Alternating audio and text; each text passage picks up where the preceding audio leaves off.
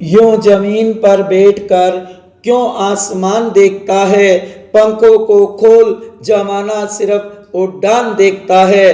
कोशिश ऐसी करनी चाहिए कि हारते हारते कब जीत जाओ पता ही ना चले, पता ही ना चले।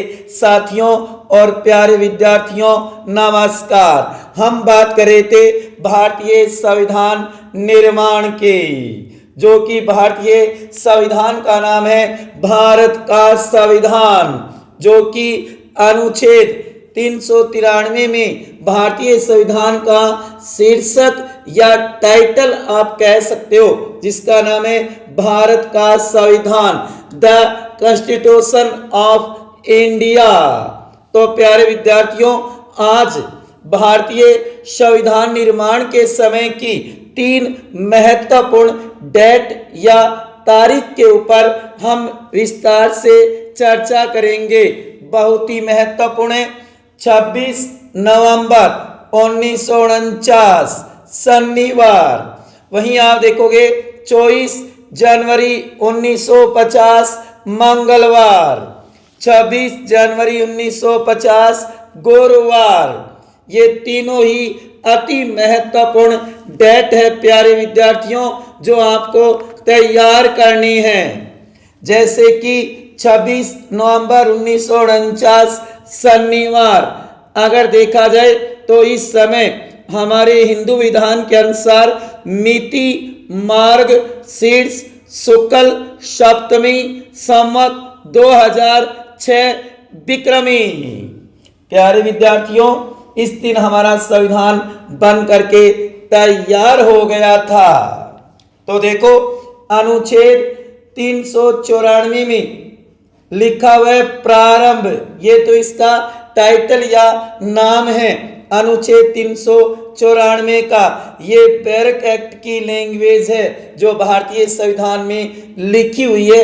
इसी प्रकार क्या लिखा है, यह अनुच्छेद कौन सा, 394 वाला अनुच्छेद, यह अनुच्छेद और अनुच्छेद 5, 6, 7, 8, 9, 60, 324, 366, 367, 379, 380, 388, 391, 392 और 393 तुरंत प्रवर्त होंगे और इस संविधान के शेष उपबंध 26 जनवरी 1950, ये देखो डेट लिखी हुई है यहाँ पे भारतीय संविधान के अंदर, को प्रवर्त होंगे।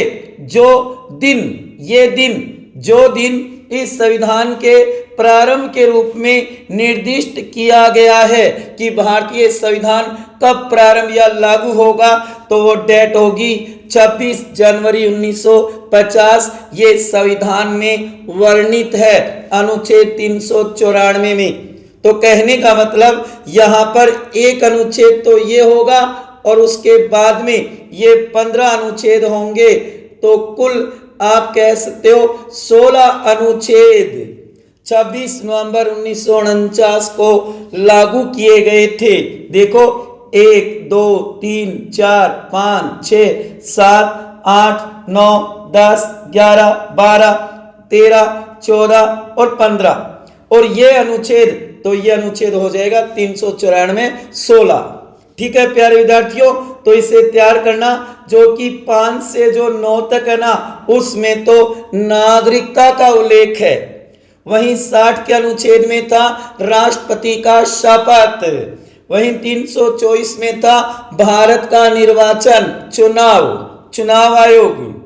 उसके बाद में ये संक्रमणकालीन अनुच्छेद थे। हाँ, ये 2 अनुच्छेद अति महत्वपूर्ण कहे जा सकते हैं, क्योंकि इन अनुच्छेदों के अंदर आप देखोगे 379 में तो अंतरिम संसद का उल्लेख था और वहीं 380 में आप देखोगे अंतरिम राष्ट्रपति पद की व्यवस्था की गई थी एक बार, कि जब तक संसद गठित नहीं हो जाती, निर्वाचन नहीं होता, उस समय तक अनुच्छेद 380 के तहत राष्ट्रपति निर्वाचित किया जाएगा। ठीक है प्यारे विद्यार्थियों। और उसके बाद में आपने देखा कि 394 में प्रारंभ है ही और ये तिथि है ही, जबकि ये 26 नवंबर 1949 वाली जो तिथि है ना, ये तो प्रस्तावना या उद्देशिका में वर्णित है, जबकि 26 जनवरी 1950 वाली डेट या तारीख है वो संविधान के अनुच्छेद 394 में है।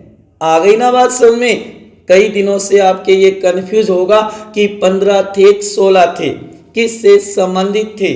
क्या 26 जनवरी 1950 संविधान में उल्लेखित है? हाँ, पहले ही अम्बेडकर ने ये मानो भारतीय संविधान में उल्लेखित कर दी थी, क्योंकि 26 नवंबर 1949 को 11वां अधिवेशन हुआ था, उसकी अंतिम बैठक थी। उससे जस्ट पहले दिन भीमराव अम्बेडकर ने 25 नवंबर 1949 को एक ऐतिहासिक भाषण भी दिया था संविधान सभा में। ये बात भी आप नोट कर सकते हो।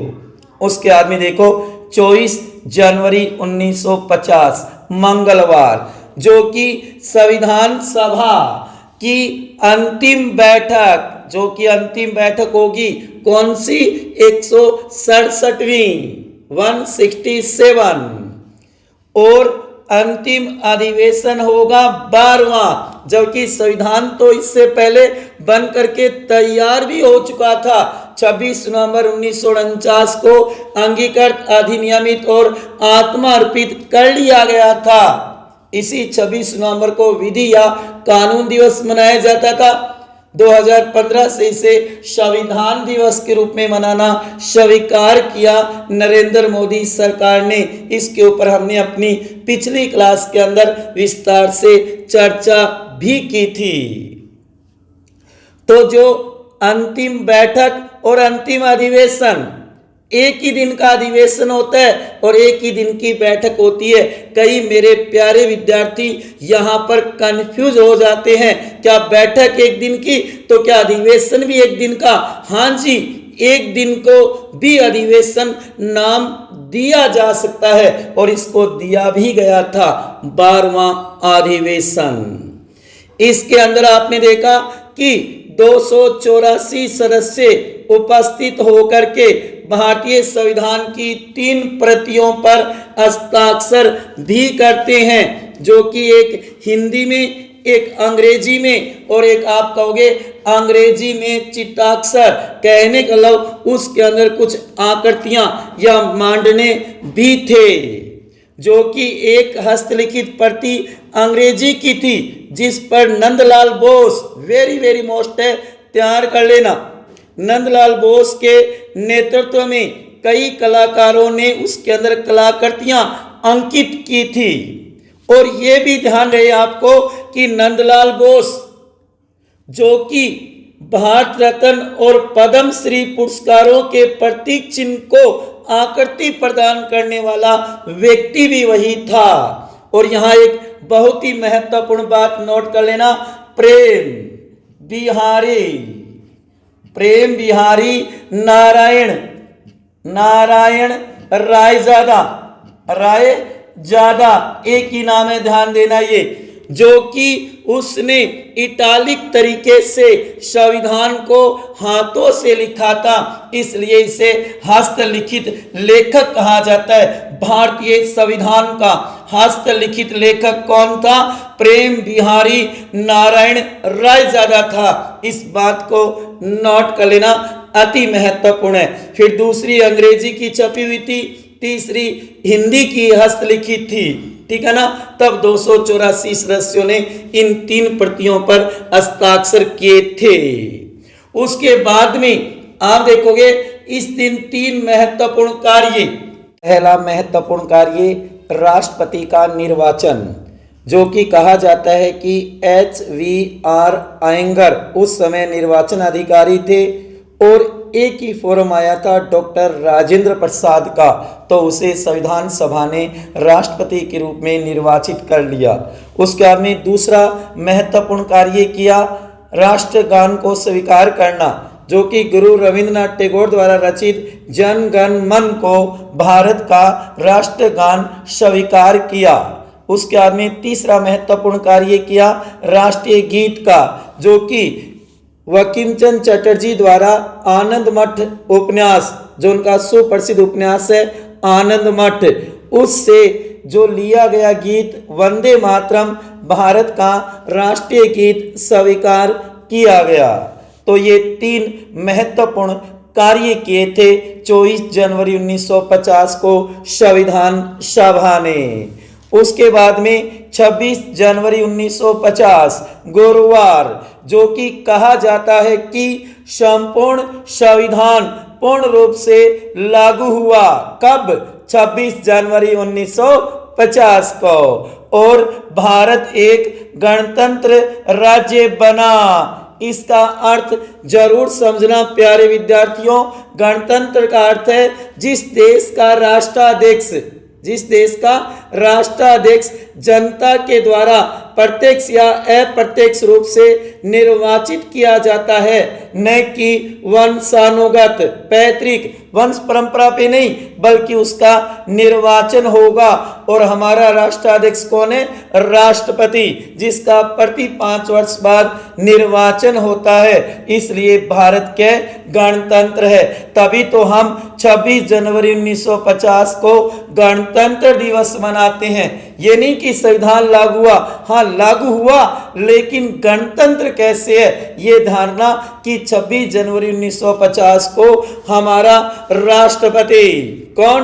डॉक्टर राजेंद्र प्रसाद को ये मानो कि उस समय भारत के राष्ट्रपति के रूप में शपथ दिलाई जाती है।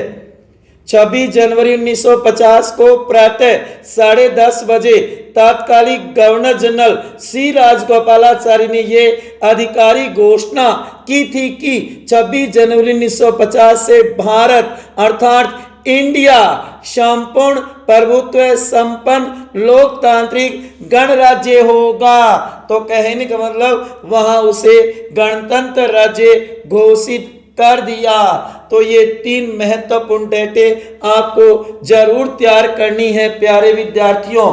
वैसे महिलाओं की संख्या संविधान सभा में कुल कितनी थी?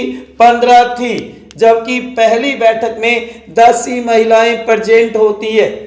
वहीं आप देखोगे राजस्थान से संविधान सभा में कुछ बुकों में कहते हैं कि 12 सदस्य और कुछ बुकों में 15 भी बताते हैं, क्योंकि उस समय राजस्थान देसी रियासतों से बना हुआ था, तो समय समय पर सदस्य जा रहे थे।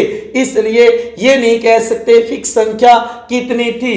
अगर दोनों हो तो 12, अगर 12 और 15 में से एक हो तो आप एक को सही कर देना। इसके बाद में अति महत्वपूर्ण बात है कि भारतीय संविधान सभा ने दोहरी भूमिका निभाई थी। ये भी तैयार कर लेना। एक तो भारतीय संविधान का निर्माण किया था, उस समय तो इसके अध्यक्ष थे डॉक्टर राजेंद्र प्रसाद। उस समय तो कौन थे? डॉक्टर राजेंद्र प्रसाद, जो कि 9 दिसंबर 1946 से लेकर के और 24 जनवरी 1950 तक संविधान सभा काम करेगी। वहीं दूसरी इसकी महत्वपूर्ण भूमिका थी अंतरिम संसद के रूप में, जो कि 17 नवंबर 1947 से लेकर के 13 मई 1952 तक कार्य करेगी। वैसे 13 मई 1952 से हमारी संसद, वर्तमान संसद अस्तित्व में आ जाएगी, लोकसभा का गठन हो जाएगा। तो कहने का मतलब है कि इसने संविधान का निर्माण भी किया और साथ में अंतरिम संसद की भूमिका भी निभाई। भारत में शासन व्यवस्था, कानून व्यवस्था बनाने का, नियम बनाने का, विधायिका का भी रोल निभाया था। उस समय इसके अध्यक्ष थे जीवी मावलकर। उस समय कौन थे? जीवी मावलकर, गणेश वासुदेव मावलकर, जिसे पंडित जवाहरलाल नेहरू ने लोकसभा का जनक या पिता भी कहा है। तो ये दोनों क्वेश्चन अच्छी तरीके से तैयार कर लेना। संविधान निर्माण के समय संविधान सभा के अध्यक्ष डॉक्टर राजेंद्र प्रसाद और अंतरिम संसद की जो भूमिका निभाती है उस समय अध्यक्ष कौन होंगे? जीवी मावलकर, जो कि भारतीय संविधान का निर्माता, वास्तुकार, पिता, जनक, आधुनिक भारत का मनु किसको कहा जाता है? भीमराव अंबेडकर को। जो कि केवी राव ने तो यहां तक कह दिया कि अम्बेडकर को भारतीय संविधान का जनक के स्थान पर भारतीय संविधान की जननी कहना चाहिए। ये कथन किसका था? केवी राव का था, जो कि अम्बेडकर को भारतीय संविधान का जनक और जननी दोनों कहता है। तो ये थी आपके सामने भारतीय संविधान निर्माण की कहानी, जो कि हमने शुरू में मांग देखी, संविधान सभा गठन देखा, उसके बाद में प्रारूप समिति, उसके बाद में अधिवेशन और उसके बाद में कब बन के तैयार हुआ, उसके बाद में अंतिम बैठक, अंतिम अधिवेशन कब हुआ और भारतीय संविधान कब लागू हुआ, इसके ऊपर हमने विस्तार से चर्चा की। प्यारे विद्यार्थियों, महात्मा गांधी, सर तेज बहादुर सप्रू, जयप्रकाश नारायण, BN राव ये संविधान सभा के सदस्य नहीं थे, लेकिन मोहम्मद अली जिन्ना जरूर थे। पंजाब प्रांत से ऑल इंडिया मुस्लिम लीग के सदस्य थे। ये जरूर ध्यान में रखना है प्यारे विद्यार्थियों। कई महत्वपूर्ण फैक्ट है जो आपको अच्छी तरीके से तैयार करने हैं। हम अगली क्लास के अंदर बात करेंगे संविधान सभा की प्रमुख समितियां, उनके सभापति और सदस्य संख्या को लेकर के। तो इतनी कहानी आपको अच्छी तरीके से तैयार होनी चाहिए। कैसी रही प्यारे विद्यार्थियों, ये क्लास कमेंट बॉक्स में जरूर बताना। अगर आपको वीडियो अच्छा लगा हो तो इसे ज्यादा से ज्यादा शेयर करना और लाइक करना मत भूलना। और अंत में यही कहूंगा, हौसलों के तरकस में कोशिश का वो तीर जिंदा रखना। हार जाओ जिंदगी में सब कुछ, मगर फिर से जीतने की उम्मीद जिंदा रखना, जीतने की उम्मीद जिंदा रखना। साथियों, हमेशा हंसते रहो, मुस्कुराते रहो, प्रेम से मस्त रहो अपने लिए और अपनों के लिए। इसी के साथ आपका बहुत बहुत धन्यवाद।